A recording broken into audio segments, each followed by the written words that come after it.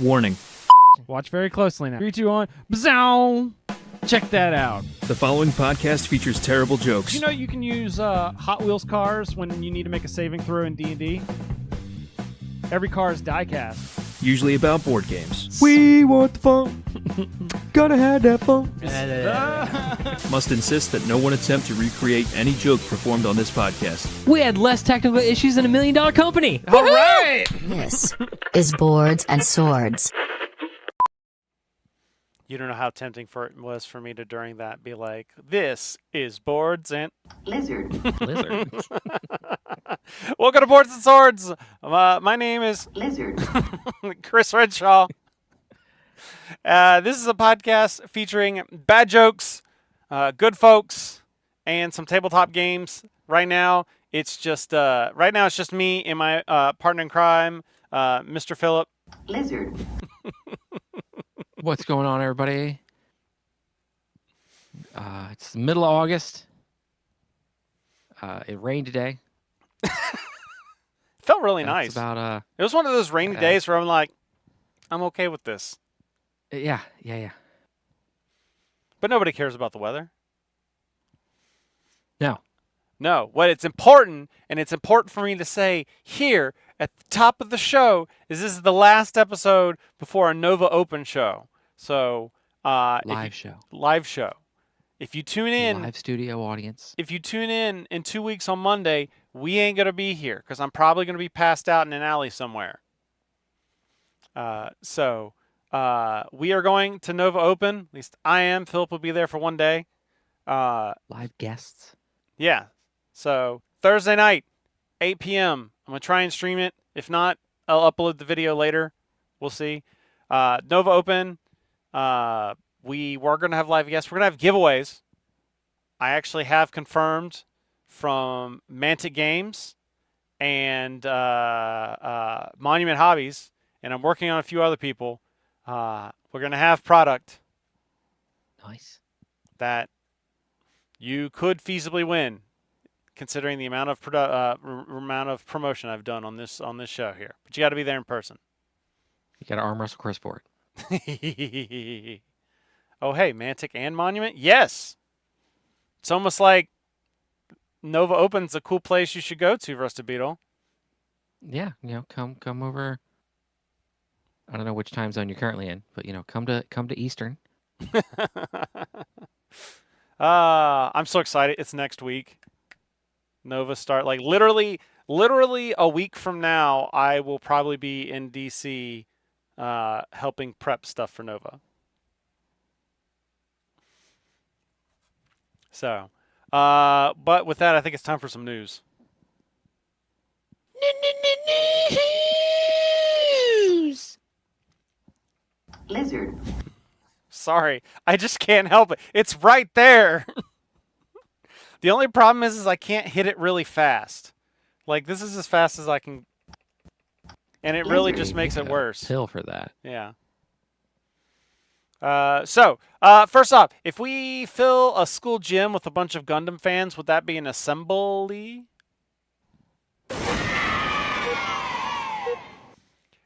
I mean, we got news on Gundam Assemble, which was really not too much than we already knew.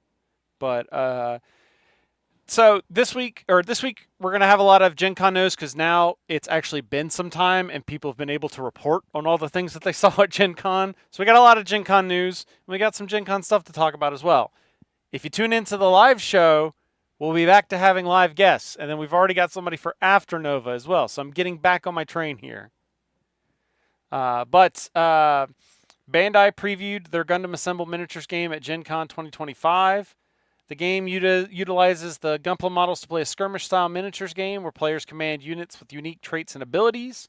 These games are generally scenario-driven but can be used to run as one-on-one battles. Scheduled to hit the U.S. markets in 2026. If they were smart, they would time this for Adepticon next year. Ooh. Like March. That would be like a huge launch kind of thing.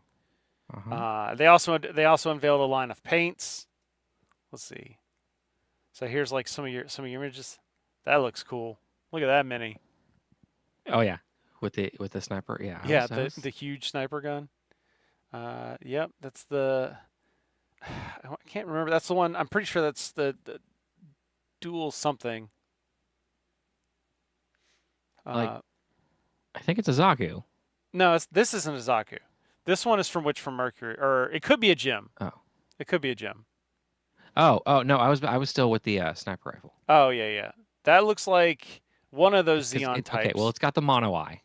Yeah, but like all the Zeo ones did, but it's got like it's got like the like triangle eye looking thing. I forgot what that one was. I am no expert in Gundam recognition. Okay, so here we got some views of the sprue or sprues. Oh wait, hold on. Oh look, there's your tall geese. Gun cannon. I like the gun cannon is like laying down. Yeah, with his pose right there. Yeah, there's some painted ones. I see a strike. Yeah. There's the paints, of course. I like the little terrain thing they got going here. And then, yeah, just more of the thing. But there were some other ones here in this big picture. Yeah, the gun cannon. There's your granddaddy. There's a gun tank. And then it looks like 2 Leo poses. But you see, these are all on the regular bases instead of the like or the hexagonal. Yeah, hexagonal bases. But they are going to sell the minis separately. It's not going to come with the card game. That was just a cross promotion to get people interested. Rusted Beetle in the chat. No, I want it. So all. yeah, Gundam Assemble is its own thing from the Gundam card game. That is just the minis piece of it. But I feel like they're missing a. Well, I mean, they still have time to launch that. They could just add it to the website. Oh, you're talking about the Assemble for the other starter ones? decks. Yeah. Yeah. Oh, by the way, Philip, you were talking about like, have you even started painting yours yet with the markers that you got? Oh God, no. I still haven't even finished working on one of the this thing here. Yeah. Yeah. Because I was using it as a test bed for yeah, and I did one armor piece kinda, and I was like, oh, but then it takes forever. Yeah, and then I got hungry. Nice. Side note, and also just a note for anybody else. So apparently, so have you ever heard me talk about like the contrast paints, where like you put it on and it kind of flows into the recesses, and it's like it's a really cheap and easy way to do painting, because it kind of gives you those shadows real easily. So the Army Painter version is called Speed Paint. Well, they're now coming out with Speed Paint markers. So, and no, Philip has not played Thunder Road Vendetta yet. So many games that like this is Kickstarter is turning into Steam. That's what it is. Well, I'm buying the thing. Yeah, I'm buying the thing and then looking at it, opening the box. You shove it in a corner. Someday I'll play it. Yeah, someday. Something Dark Side. Yeah. We go to PAX Unplugged is just going to be like us bringing all of our games that like we've been wanting to play. No, we'll go to the library and play theirs. That way we don't lose our stuff. Well, fair. But they may not have all the cool stuff. What have I bought that I haven't played? What does the library have? Exactly. Yeah, I was talking because I still got a review. I still got to get a review of the Elder Scrolls game, and I was like, oh crap! And my friend was like, when was that due? I was like, probably this month or last month, and I was like, but we just got so busy with Nova, and so I was like, maybe I should just bring it to Nova, and I was like, yeah, that might be our best bet for finishing it. Gundam markers, AK markers, yeah, everybody's got markers. I was just mentioning the speed paint ones just because you get that kind of like quick contourness piece. All right, moving on. Did you read the comic where a bunch of X-Men got sunburned? They were trying to become mutants. So I thought this was just interesting. Green Ronin releases a 240-page playtest for Mutants and Masterminds 4th edition. So Mutants and Masterminds. Actually, Philip, you have somewhat indirectly played this game.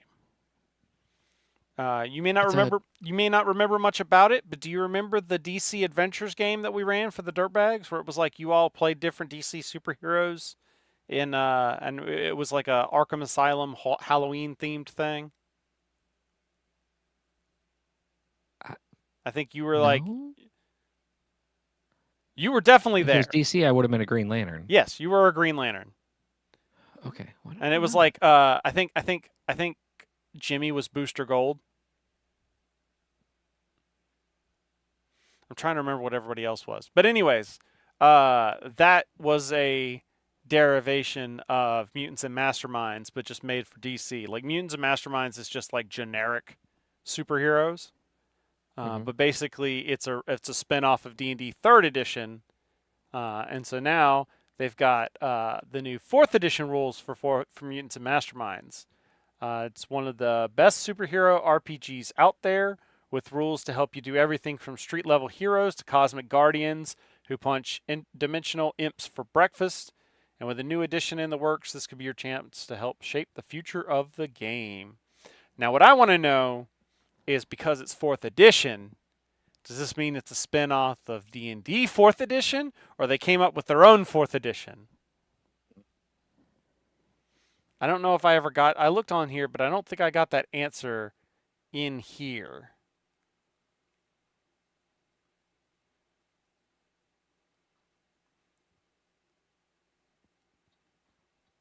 So this could just be like a revision of the original. But I gotta admit, it has been a while since they've done Mutants and Masterminds, and I think that was Mutants and Masterminds. I think is what made Green Ronin a company. So it's kind of cool to see that they're going back and bringing Mutants and Masterminds back. So that should be kind of cool, and that they're doing a playtest for it instead of just like, bam, here it is. But so some people be really excited about that, but yeah. Lizard. When hockey players stop playing, is that technically them going into the off ice or office? So more Gen Con 2025 news. Office Dog previews new L5R board game. It had L5R in the title. I had to. I was like, It had to be in the news. So, Office Dog previewed Tessen, the Battle for Toshi Ranbo, a Legend of the Five Rings board game, which will hit retail in the fall of 2026. So, like a year out. I think fall of 2026 is code word for Gen Con. yeah.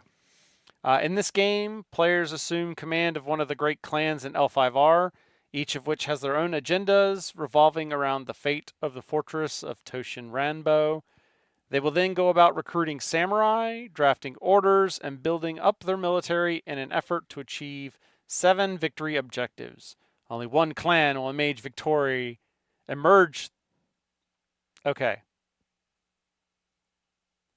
victor, they put victory, on the battlefields of Toshin Ranbo in this strategy board game that features the rich lore. There's some images. Oh, look at that. It's all prototype, but there's pieces. Oh, yeah. And I see coins.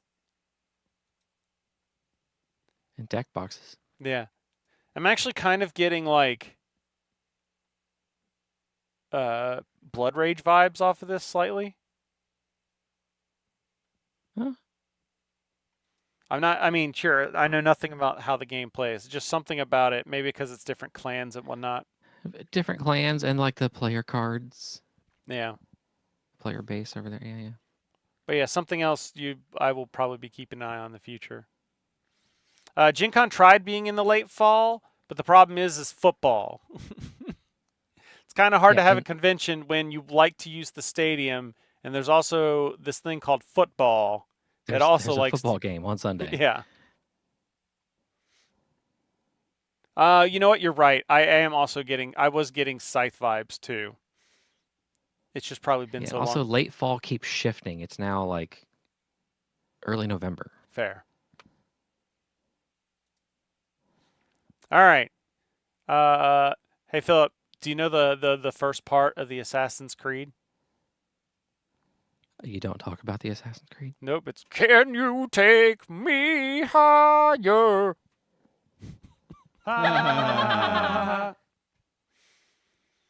Sorry, I couldn't resist a Creed reference.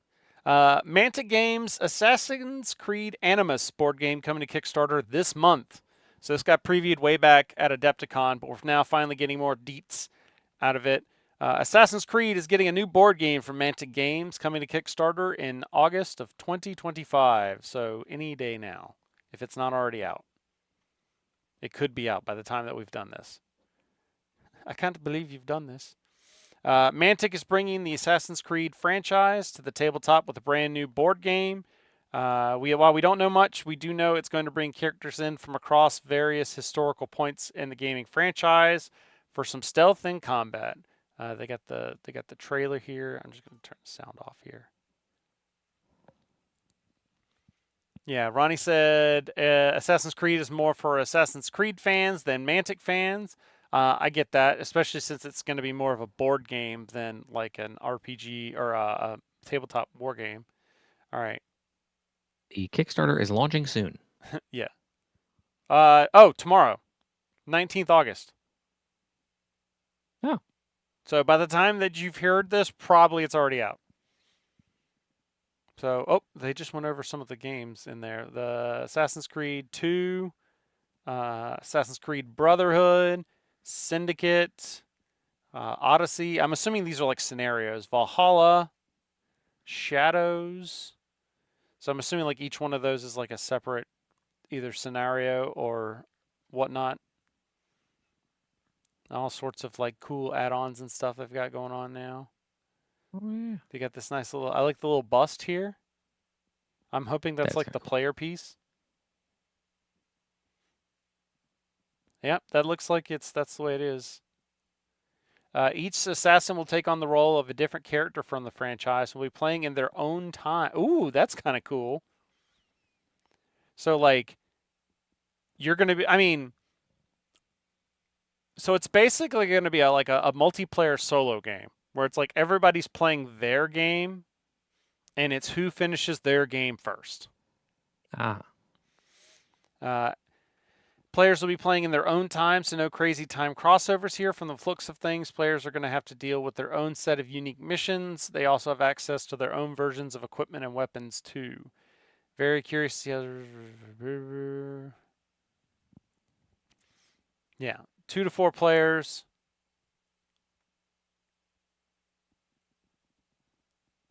Players competing through time. Yeah. So, yeah, that's what I think. I think it's going to be like, all right, I'm going to do my thing, you're going to do your thing, and like let's see who finishes all their stuff first. That appears to be the box is too big for my shelf edition. All right. Moving on, I am not even going to attempt to touch a joke on this one. That's just we're in the sensitive nature realm here. Yes. Yeah. So, company called Devir puts out a game called Ace of Spades. All right. It's supposed to be, let's see, it's halted sales of its new release, Ace of Spades, after being called out for using racist and culturally insensitive artwork in the game. Like, in this season, like, you always hear people like, people are being snowflakes and blah, blah, blah, blah. Like, no, this is clearly bad. Like, this is clearly like master and slave, like, horror depiction kind of stuff. Like, somebody should have been like, maybe we shouldn't do that. So, calling it a serious mistake that we recognize, and from the we didn't know this was racist department. The publisher said it would recall all copies of the game sent to retailers and review and replace any cards in the game that, quote, may be hurtful or offensive, with replacements made available free to charge to anyone who requests them. So yeah, like a lot of creators started calling out Devir on this because there was a fugitive card for those just listening audio. There's a fugitive card which depicts a half-naked black man in chains, apparently drooling or foaming at the mouth. And then they also include a slaver card, which is like showing like, in question, as was artist David Rubin's portrayal. Oh, as was okay, including showing respected leader Sitting Bull with glowing red eyes and horns.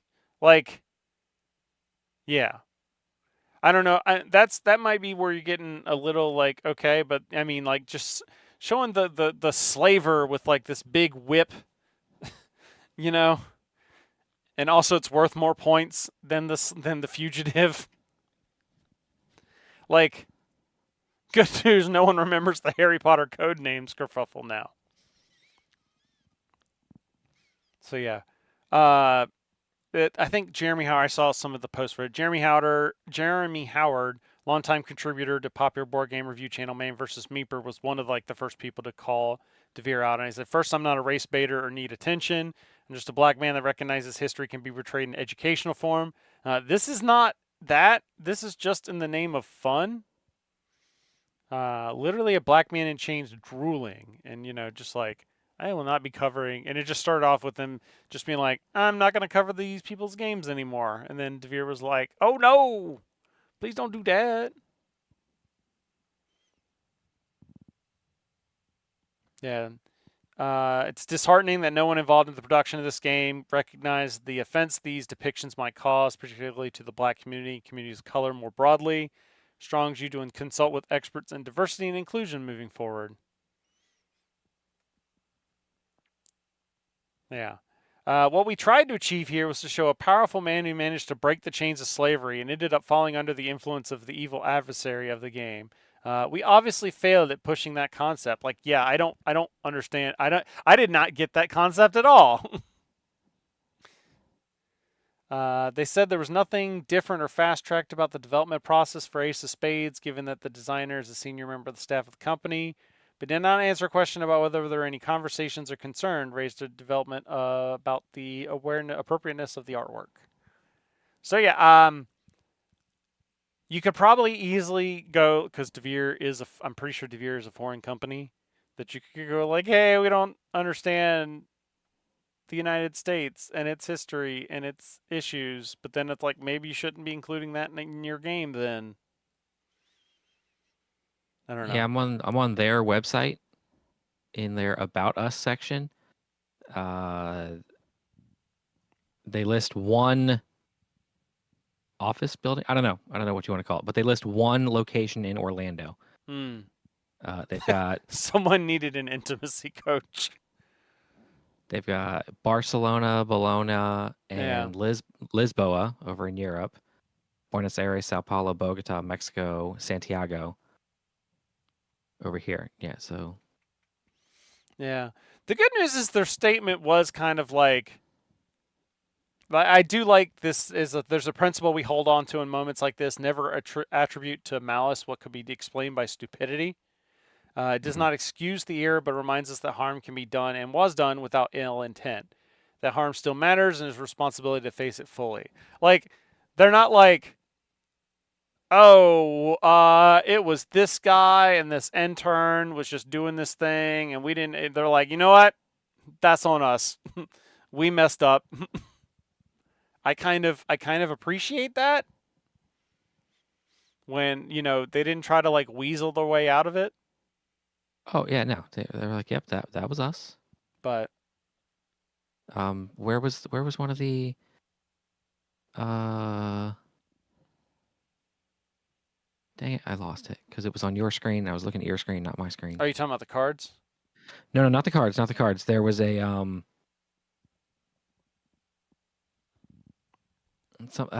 on. The artist. Oh, there it is. It's next to PAX Unplugged. Professional who delivered the art that we asked for. So it's on all of us. Yeah. Yeah. But anyways, no need to dig in the dirt on that one anymore. For this next game, it's really going to be hell trying to get people to play it. In your face, Cthulhu. Not quite. Lizard.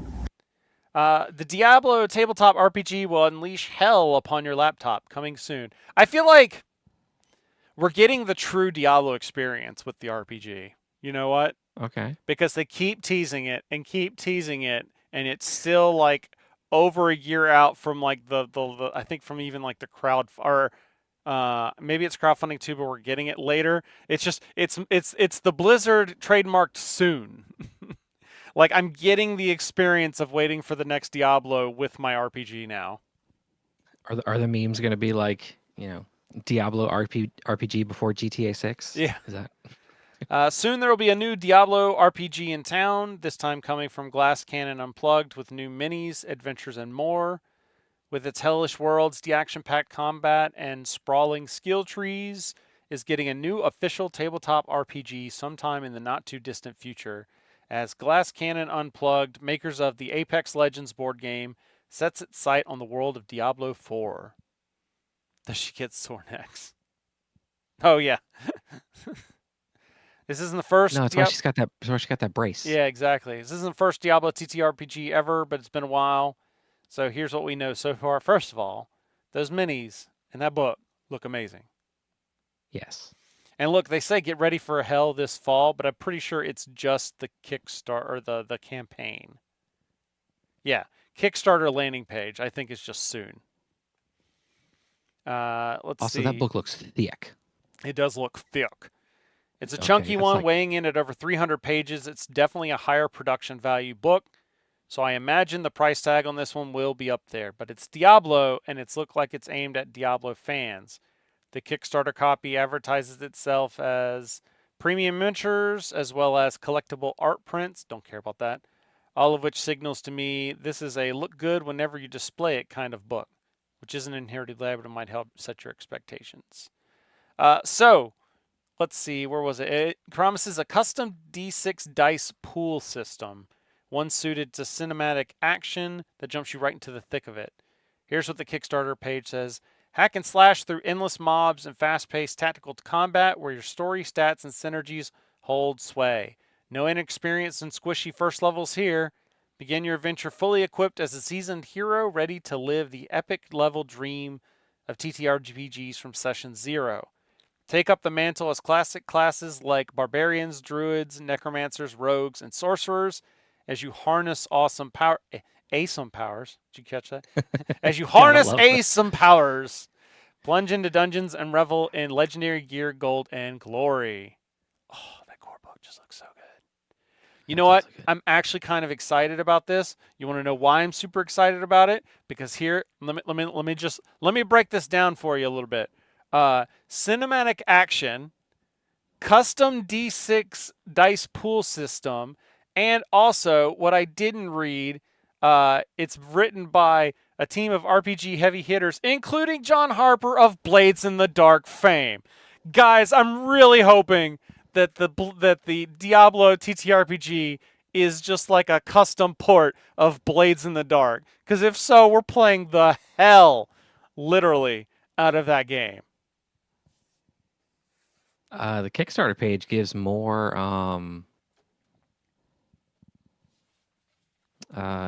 Yeah, so it's got Joe LaFavi, GCU's.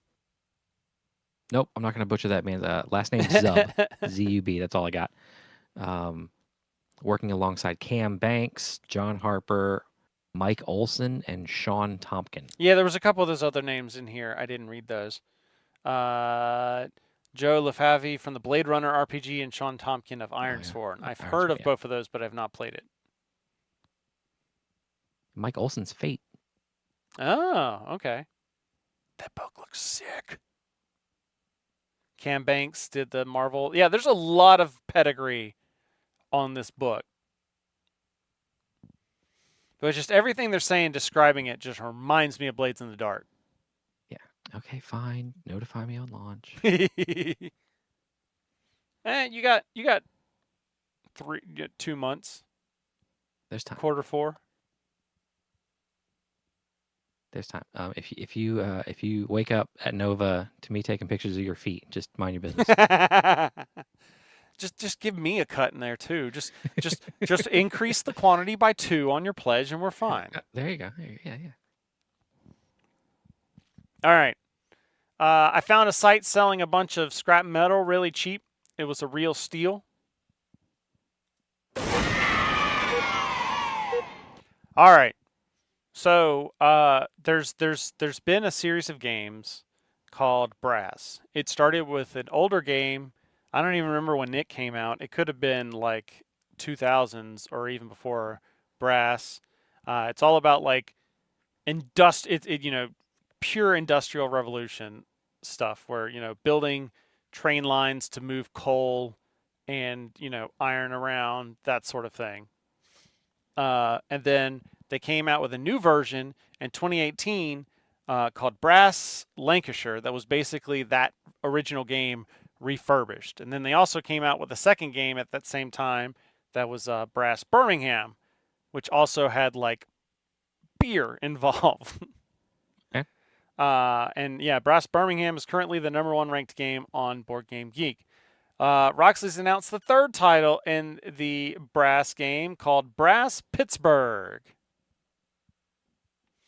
So Brass Pittsburgh allows you to re-experience the explosive late 19th century industrial boom of America's Gilded Age in its northeastern Steel Belt region. Players take on the role of a ruthless industrial titan in the age of Cornelius Vanderbilt, Andrew Carnegie, John D. Rockefeller, and Henry Frick as they build sprawling networks of railways, pipelines, steel mills, old refineries, and more. Oh, so you had me a Titan, but now there's no crayons involved. Standalone game introduces new innovative mechanisms and content while maintaining the overall structure and strategic depth for which Brass has become known.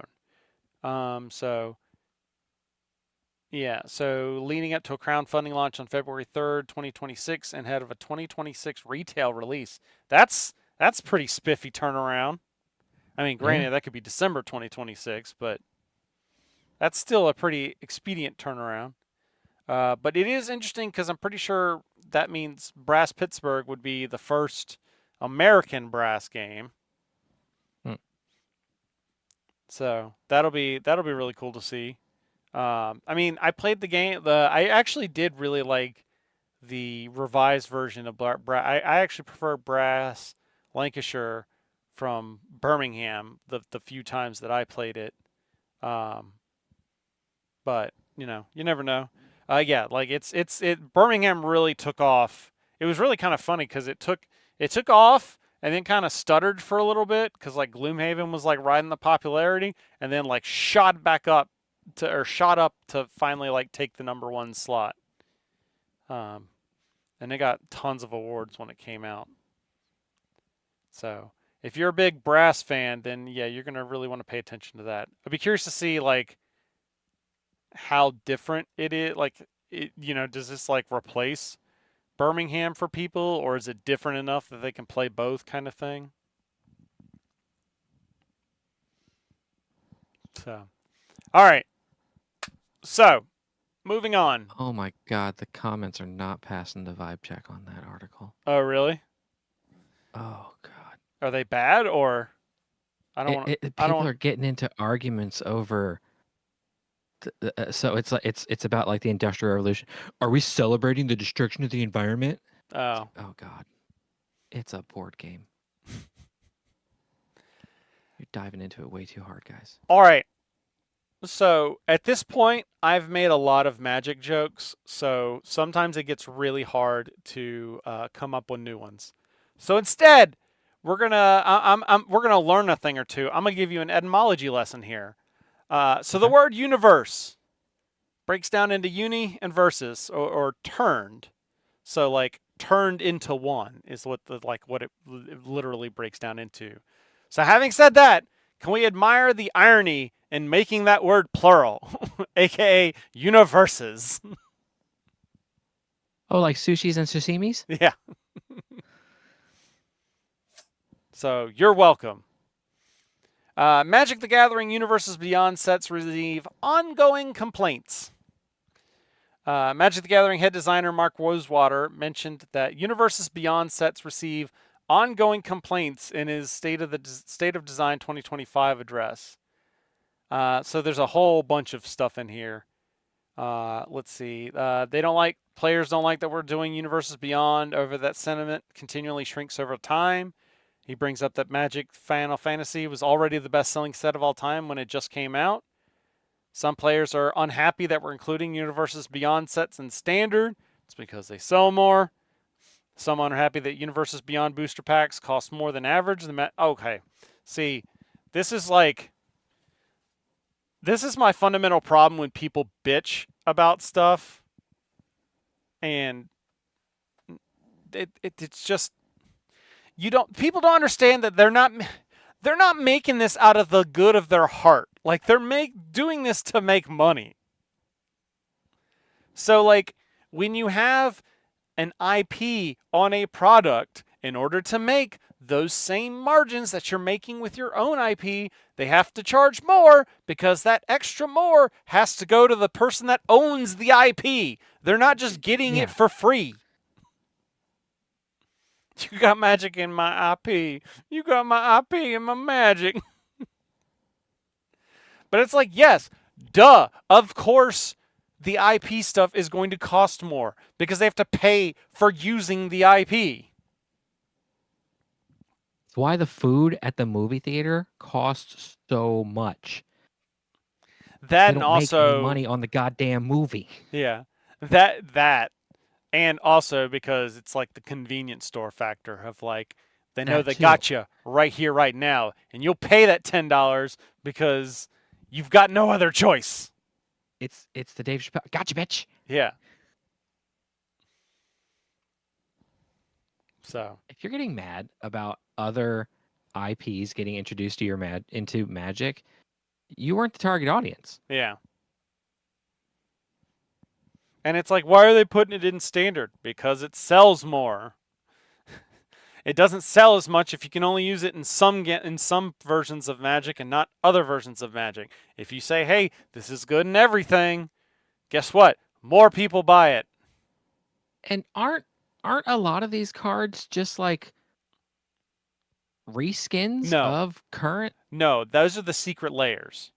Oh, the secret layer. Okay. That's where they take an existing card and just put like a SpongeBob skin over it. Okay. No, usually for Universes Beyond, there's like a whole like fresh set of cards. And They may whole include synergistic thing they going may on there. include like a new version of Counterspell with like a different artwork in it. It's possible, but it's usually all new cards, or at least mostly new cards. I'm gonna need for you my to get out strawberry of my shortcake. head because that was the card I was thinking about. was What? Counter. Counterspell? Yeah. Just because I've been seeing a whole bunch of TikToks of Like custom ones with Of- like, why the did you do that when I've got 2 mana open? yeah. Yeah. Or people like sitting down at a table. It's like, oh hey, what's your deck? Oh yeah, I'm mono blue. All right, cool, good playing with you, and they just walk away. Yeah, everyone's just mad because they can't get Final Fantasy, and it's because scalpers. And you know what? That's entirely fair. But at the same time, you know what helps fight scalpers? Don't buy Don't buy stuff it from the scalpers. from scalpers. Like all you people that are paying $300 for Gundam TCG sets, you're the problem, not the scalpers. The scalpers are just getting the money the way they can. And the scalpers, they really just have to sell like one Yeah. at their outrageous price Yeah. to recoup their money from everything else they got. Yeah. Anything else they make is just gravy. And it's like, oh, they had to go through real efforts to find multiple copies of certain mythic rares because the product release was kept sealed by collectors and flippers. Don't play Magic then. You're mad that you have to spend a lot of money on super rare cards. Don't play Magic then. Or don't play competitive Magic. A Mortal Kombat deck with Oh, Scorpion. Mortal When you play, you have yes. to say, get over here and steal a card and play. I like it. Do it. Oh no, but it needs to come with one of those remember the sticky hands from the vending machines? Oh, yeah. Oh, yeah, And, like like, that that's you how like you throw it and it just goes like, Yeah, whichever card it lands on, that's the one that comes back to you. yeah. Make sure I didn't accidentally dox myself here. Okay, cool. But yeah, I don't know. It's the easiest, or play 40K, then go back to Magic to save money. I still can't find it. Years ago, when we were like all first becoming friends and Facebook and all that kind of stuff, there was this ridiculously dense picture on Facebook of like the board tabletop gaming flow chart. Yeah. And like the main one that had the shortest route was like, do you have a lot of time? Yes. Do you had a lot of money? Yes. Warhammer. Yeah. All right. If I start a GoFundMe to upgrade my video setup, would that be considered a campaign? So, Daggerheart previews Chris Perkins and Jeremy Crawford projects, and then Brennan Lee Mulligan's going to be the new Critical Role GM, which, by the way, have you seen all the TikToks talking about how this could just be a setup for Game Changer? Because I love it. Yes. I'm here for it. Let's go. I'm here for it. I'm here for all of them. Where it's like, I've seen so many bits where it's like Sam Riegel sits down with the Sam Reich get up on, and it's just like, I've been here the whole time. Like, yeah. There's so much. But then even the people who are commenting on those videos of like, but then who's going to make the shoes for my American Girl dolls? Yes. I think this thing even said it is in here. It's Brennan Lee Mulligan has emerged from the American Girl doll shoe crafting bench to announce that he'll be GMing Critical Role's Campaign 4. So Daggerheart unveiled new expansions at Gen Con this year thanks to their new dynamic duo. So yeah, this is the new thing that we've got for Chris Perkins and Jeremy Crawford. Critical Role's RPG has been going like gangbusters since its May launch. And after Darrington Press welcomed former D&D devs into the fold, we get to see what they've already been up to. A new campaign setting, player pack Kickstarters, and more on the horizon. So yeah, first off, they unveiled these like class packs, which are pretty similar to, if you've played any sort of RPG. It's like, oh, here's a quick reference cards for your pack. No big deal. Then new campaign settings. At the Daggerheart Critical Role panel, Chris Perkins and Jeremy Crawford, who are temporarily merged into the eldritch being known as Craramy, announced new plans about what they have in the works for Daggerheart, starting with a new campaign setting. Oh, by the way, I got it. You know how you're supposed to pronounce that? Lizard. There you go. Starting with a new campaign setting that is said to be infernal and full of devilish delights coming from Crawford, while Perkins is hard at work connecting campaign frames to a wider interconnected adventure supplement. I just get the vibe that this is just like them unleashed. Like all the ideas they've just been had and percolating for a while that they've not been able to do over the D&D side. And Darrington Press was like, okay, go. And they're like, we're in. There's going to be a romantasy campaign frame coming in 2026, inspired by Tusk Love, A Court of Thorns and Roses, and other big romantasy books that have been getting people horned up for the last 3 to 4 years. With Love and Magic, it's all about love in the air. All right, apparently I'm going to have to try Daggerheart, just with all the cool stuff they've got going on. Presumably there'll be only one bed available at whatever inn you decide to stop at. Oh no, I've gotten stuck in this chimney. And they were roommates. Personally exciting news for this author is that there's a new world in the works from Eberron creators Keith Baker and Jen Ellis. I'm all about that. I love me some Eberron. It's like steampunk and D&D. Let's go. Okay. I was about to ask why I know that. Yeah. They also did Phoenix Dawn Command. There we go. Let's see. And then we already talked about briefly to feature noted American Girl doll gobbler, Brennan Lee Mulligan. I love it. So, yeah, and people are wigging out about that a lot. I don't watch campaign or Critical Role, so I'm not as excited about that, but I'm sure it'll be great.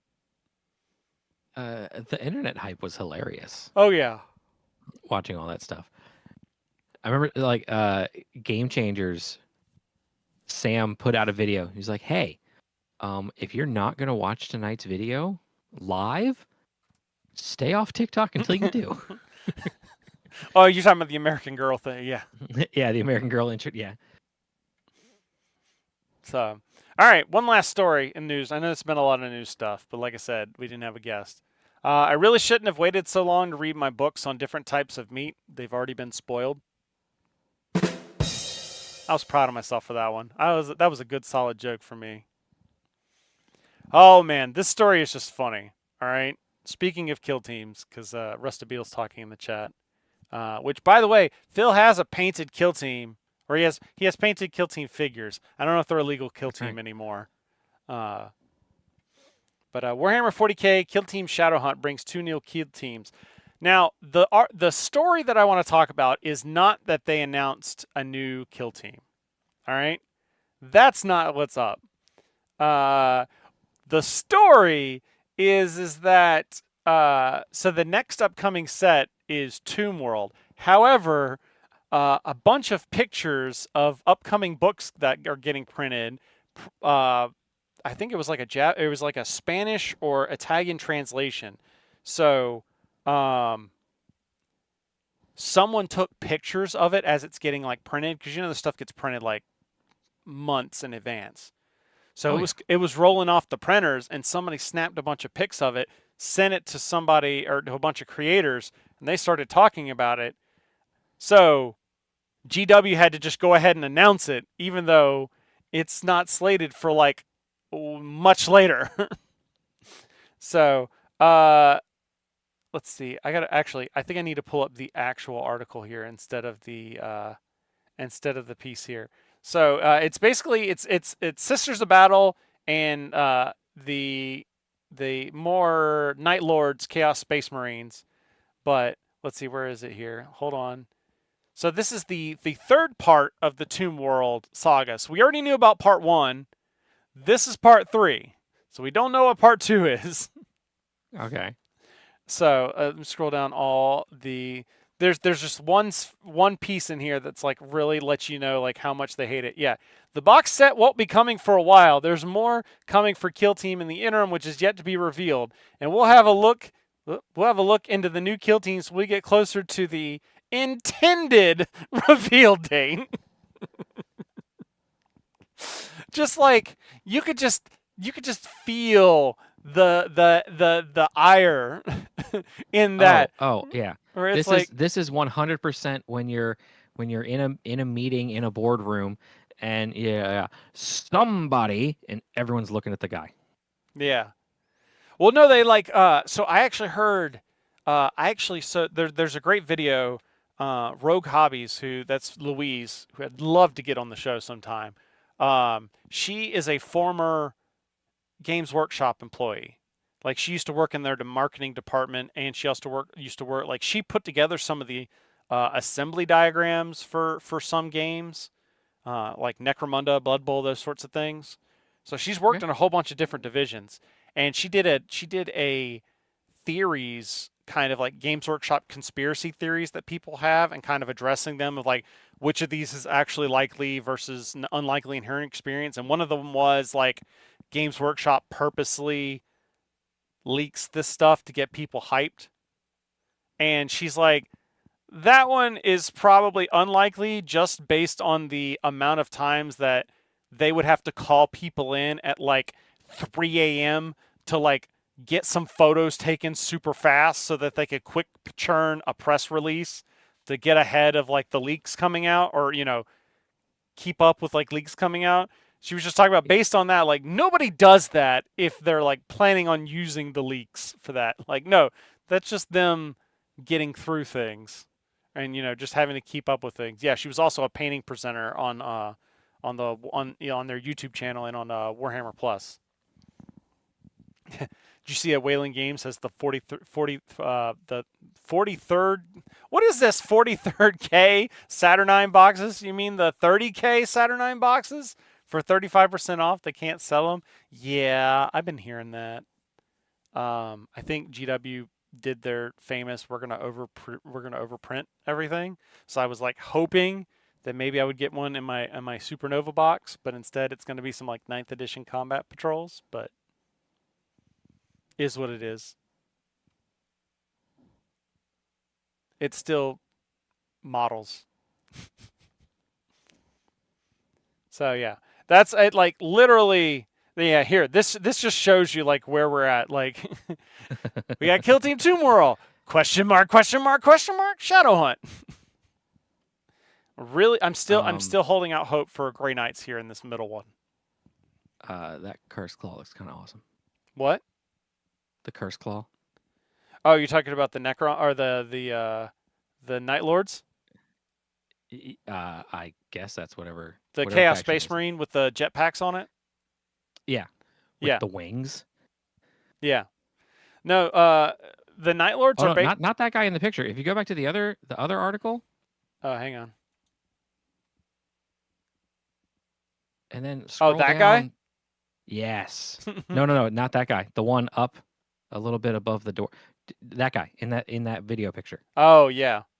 Yeah. Yeah. If you scroll down further, it's got the names of all the Oh, right. Yeah. I remember now. Yeah, there you go. Yeah, the Curse Claw. Yep. Oh, yeah. Look at that guy, Chaos Lord. Chaos Lord. Yeah, that's So the Night Lords are basically have you ever seen the Batman Who Laughs? Like, No. do you know of the character? Don't think I have. Okay, the Night Lords are basically evil Batman. They're Okay. like, we're gonna use fear to, punish the wicked, but like in the worst ways possible. And then they get corrupted by chaos, and it's just like we're just gonna terrorize everybody. I was gonna say, first off, Batman's already a Yellow Lantern. Yeah. Technically, he's also been green. That's right. But yeah, somebody, I don't know. This is the second kill team that Night Lords have gotten within like the past 3 years. So somebody like read a Night Lords book and was just like, we got to have these guys everywhere. But yeah, oh, that's what you were talking about. Yeah, that guy's dope. Yes. Depredator. I actually. What about Depredator. Depre? Huh? Depredator. From the I was watching Yellowstone actually, and if ranchers if they have to take out like a protected like wildlife or whatever, there's a special tag that they put on the body called a depredation tag. Nice. And it is de-predatoring. That kind of thing. I don't know. Depredation. My favorite's this Warp Talon. With the yeah. With the claws, and there's your 747 engines on the back. Right. Like, can we get someone to do like the Starship maintenance manual like on this armor and stuff? Because like, what's the thrust ratio? Oh my gosh!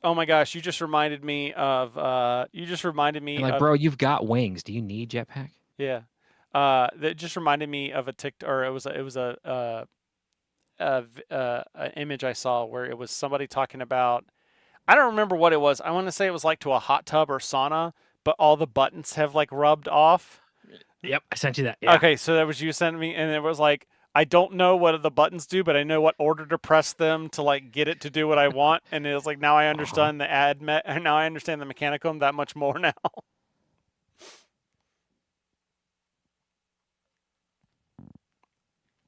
So, all right. So that was all the news that we had. I have a couple of articles here to continue talking about Gen Con a little bit. Just because I thought it was interesting to hear. So we got the word that 72,000 people at Gen Con this year, and -2. What? -2. Well, yeah. So I found this. So actually, Beetle sent me this. Beetle sent me. No, I don't want to play that. Stop it.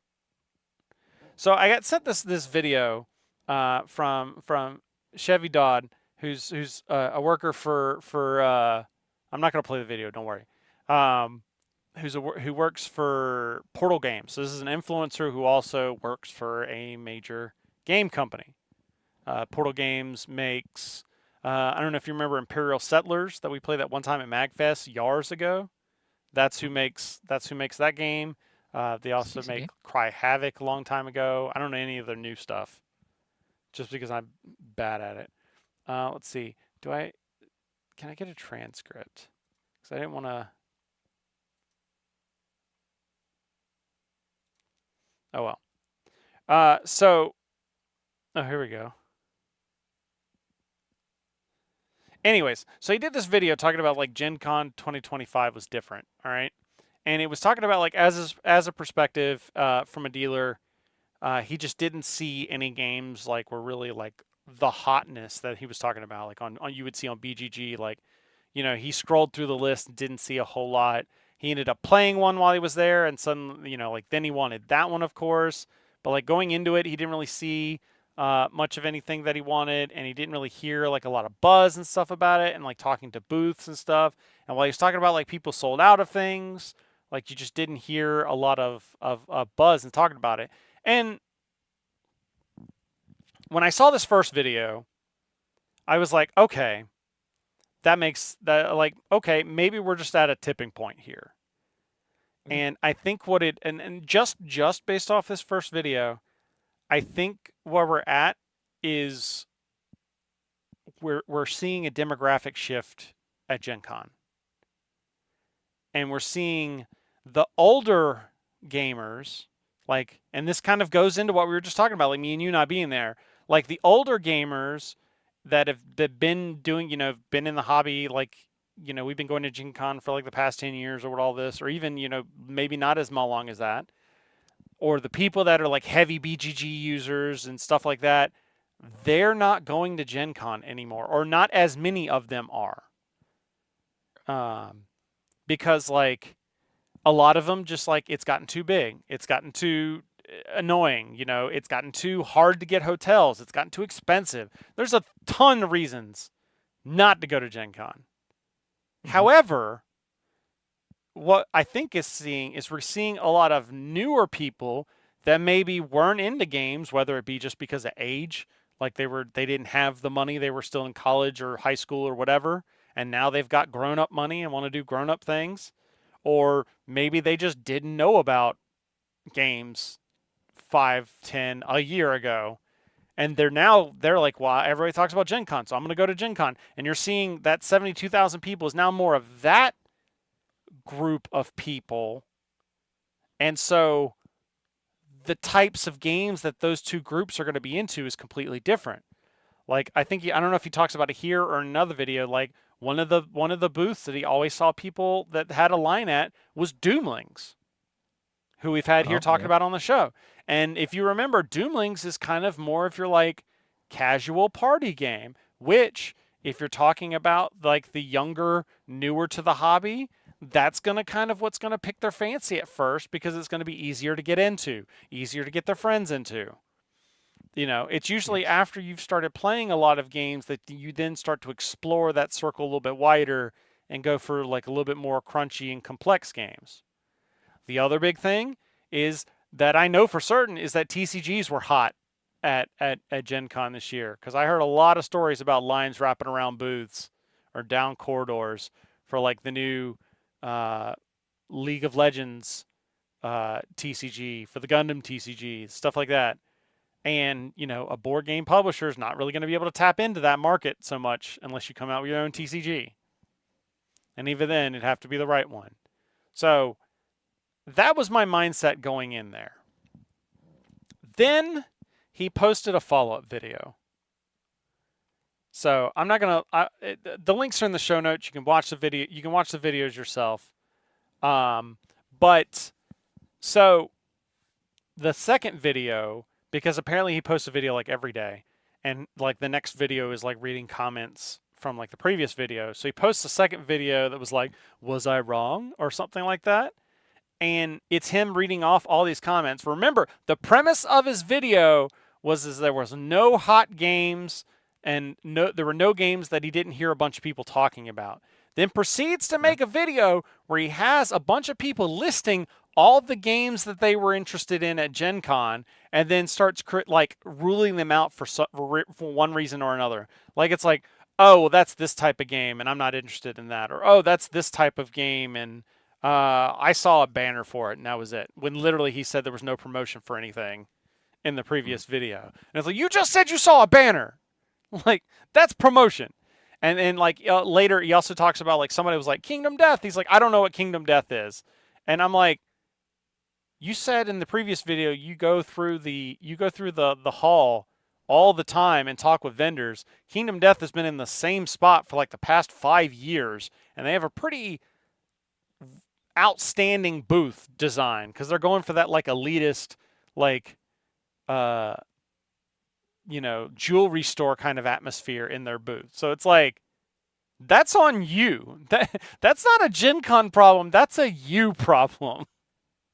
And Beto, I'm talking about the Chevy video. Yeah, that rabbit hole. We're talking about Gen Con. So I wanted to bring it up. But in light of, so yeah, I had actually to stop the video halfway through because I was getting pissed off.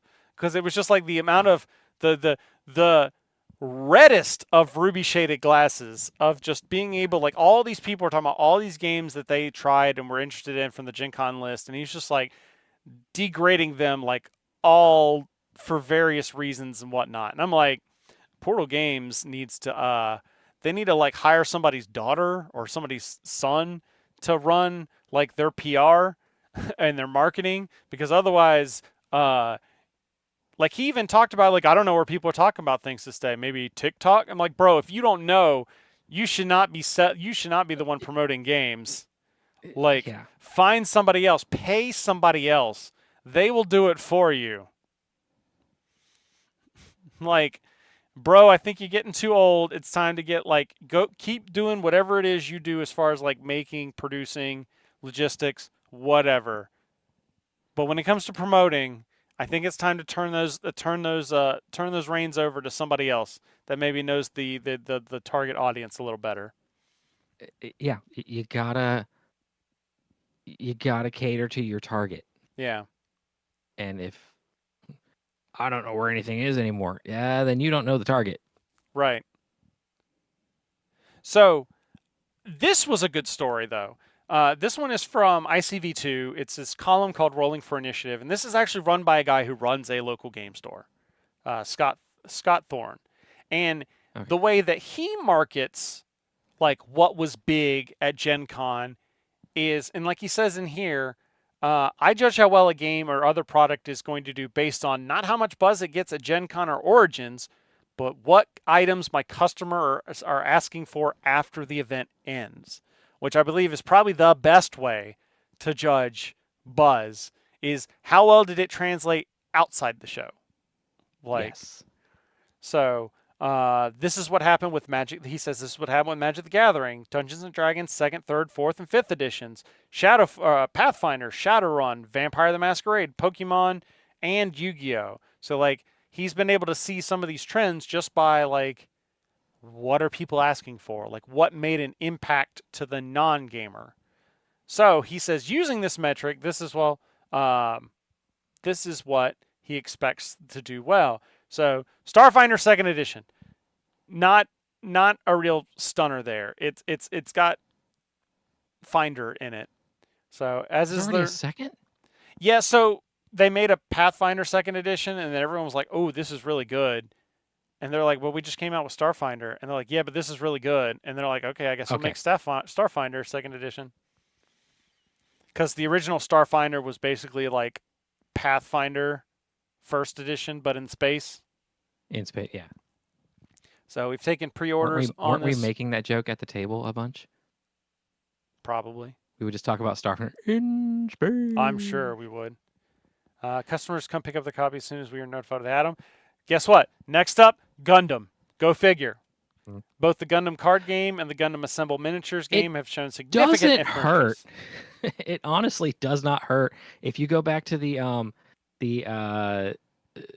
in the show notes, the article right above that, the Gen Con exhibitor numbers, Yeah. that main picture, welcome to Gen Con Yeah. 2025, Oh is yeah, a it was giant it was Gundam the banner. it was the banner for last time's episode. Yeah, like that doesn't hurt your case in making Gundam. Yeah. The Give Gundam it card height. game has proved hard enough to get stock that I expected to go the way of the original Final Fantasy TCG, which saw a dramatic drop in interest when supplies became more widely available. Much as with their One Piece TCG, Bandai seems unable to print enough product to satisfy the demand, or they're purposely doing it, increasing speculation on the game and making it harder to hold tournament or other sanctioned play, which has become the lifeblood of most TCGs.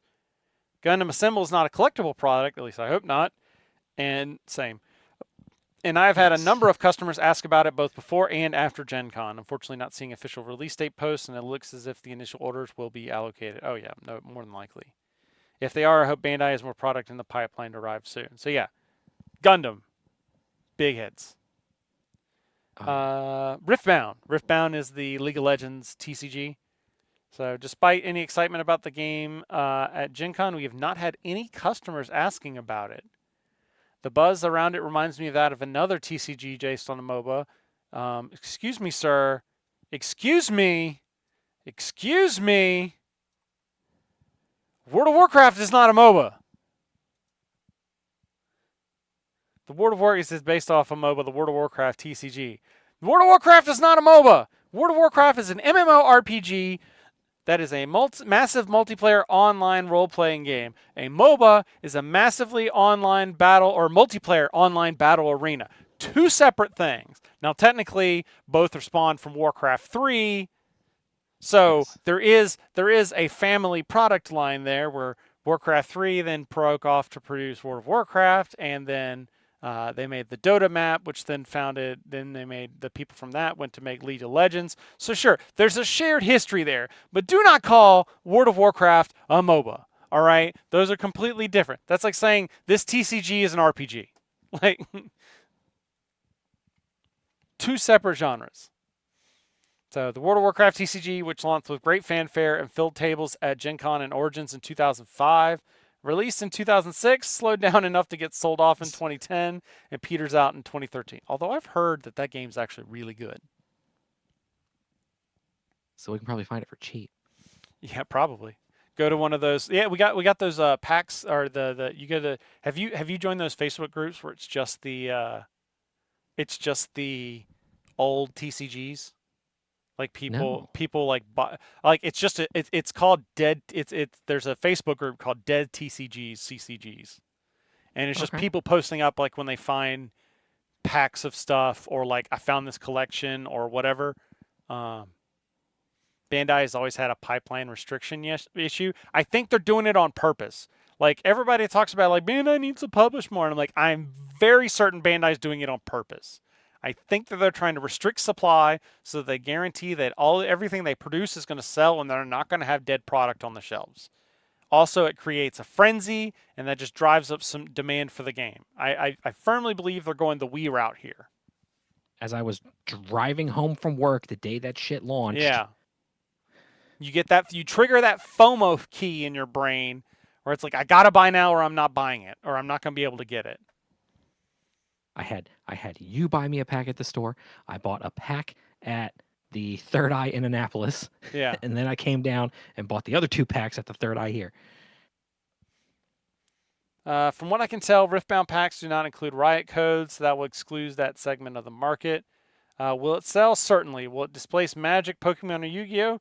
Yes, temporarily, but over the long term, I doubt it. Yeah, this is something else I thought about, is the Bane TCGs that have like done well recently, and I think we talked about this previously, where they're not trying to be the new Magic, the new Pokemon, the new Yu-Gi-Oh. They're just like, we just need to hit a fandom super hard and like make that everyone in that fandom want our thing and play our thing and think about our thing nonstop. And as long as that core fandom keeps giving us tons of money, we'll be fine. We don't need everybody in the world to be playing our game. And I think that's where like a lot of those anime TCGs and like the Union Arena and One Piece and the Weiss Schwartz. I think that's why they're not striving.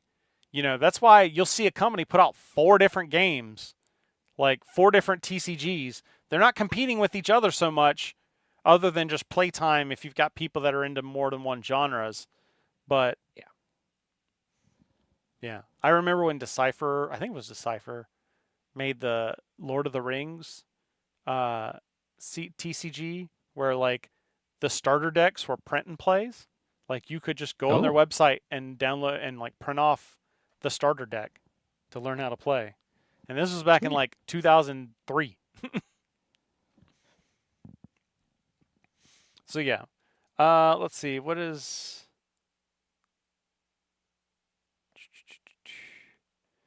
Just seeing, there was another article here I saw where it was like buzzworthy games. So just kind of, this was like counterpoint to that other art, the video that in there showing like there was buzzworthy stuff. It's just if you held your eyes closed, you might not have seen it.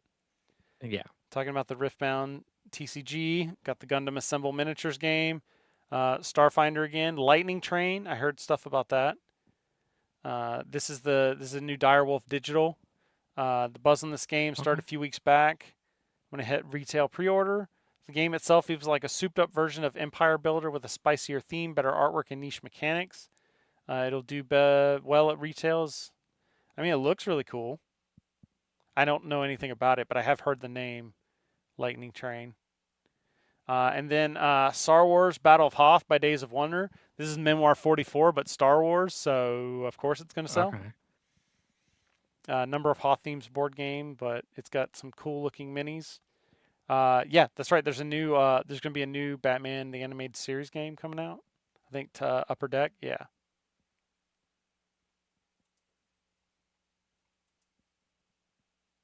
The animated, yeah, that's our Batman. Okay. Yeah.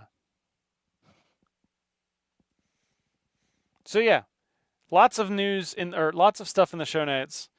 If you're interested in talking about, if you're interested in Gen Con stuff. But yeah, I think that's all I got. That's all I got. I've been blabbing. It's time to talk about non-game stuff. So I'm gonna hit this button.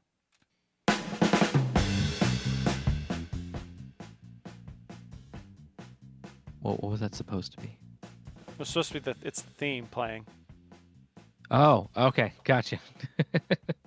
I thought you were going to hit the lizard button again. I was like, all right, that's been our show. We want to thank everyone for hanging out with us in chat. If you like what you see, you got to check us out, boardsandswords.com. You go to /live. That's got the link to now 3 streaming channels that we are on. Heck yeah. We're you got to put yourself out there. You got to be vulnerable with the people. Put yourself out there and see who bites on the lure. We ain't using no restream here. We got Chris stream and Phil stream. That's right. Check us out. Go to patreon.com/boardsandswords. You can support the show. All right. Chris will do the best dad jokes of your favorite games. There's some secret channels in the Discord. There's games. We're on like session 3 or 4 of our Patreon only D&D session. That's right. So you can come play and roll poorly like RPGs everybody with us did last night. Yeah, play RPGs with us and listen to all of our weird ass shenanigans and ways we come up with to solve problems. They need a healer. To a door that's to a door that's clearly unlocked and we could have just walked through to begin with. Yeah. And you can find all of that stuff and more boardsandswords.com. Feedback at boardsandswords.com. Let us know who else we need to have on the show. Who else do I need to be pulling in here and so have them be victim to my jokes? But like I said, boardsandswords.com for feedback or for links to everything else like our Patreon. Check it out. Help support the show. We'll be back at Nova on Thursday. I think that's the 25th off the top of my head. 8 p.m. boardsandswords.com/live or be there in person. If not, it'll be up on YouTube shortly after. It's 28th. 28th. Okay. 25th is when I check into the hotel. That's why the name stuck out in my head. But yeah, it'll be up after that. Pretty sure I'll make sure to get it up on the YouTube. But yeah, we will not be here on that Monday because, like I said, I'm probably gonna be passed out. So we'll be back in 2 weeks then for another show. In the meantime, remember that every gamer has a story, and this one is a Lizard.